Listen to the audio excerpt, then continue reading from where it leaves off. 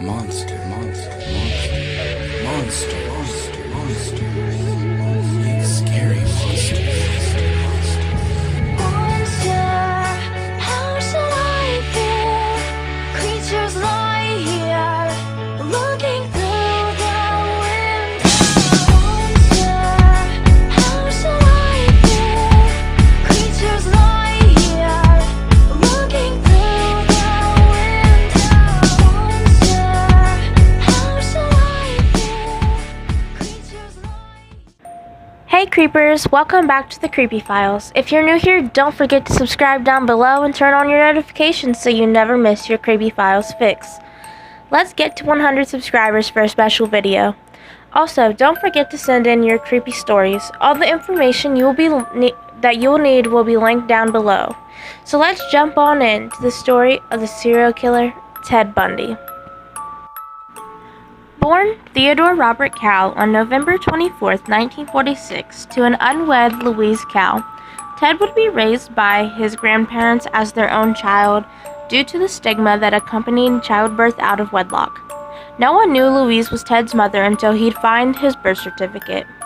Bundy claims to have respected, identified with, and clung to his grandfather. Bundy and his family would later describe the grandfather as a bigoted bully who beat his wife, often became belligerent, and even spoke to unseen forces. But he wouldn't be the only one with strange behaviors.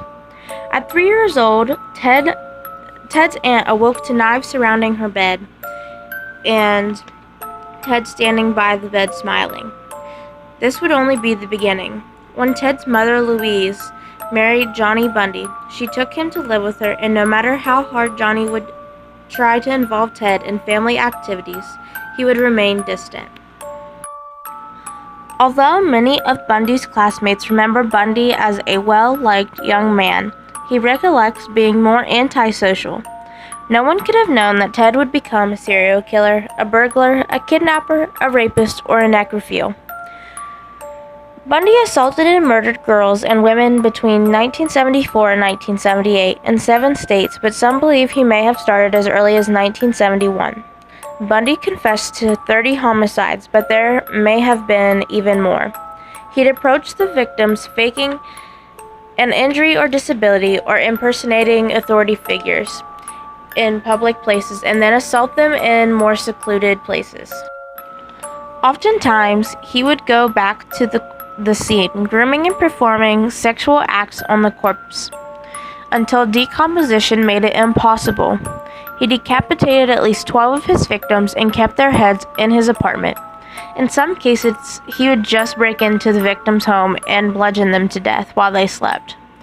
He'd continue these acts until he was ultimately recaptured after 2 escapes.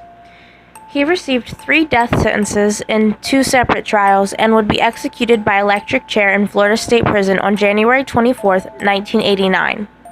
Well, that's all we have today, folks. If you want more videos like this, hit that like button down below. Stay tuned for more Creepy Files. Stay creepy.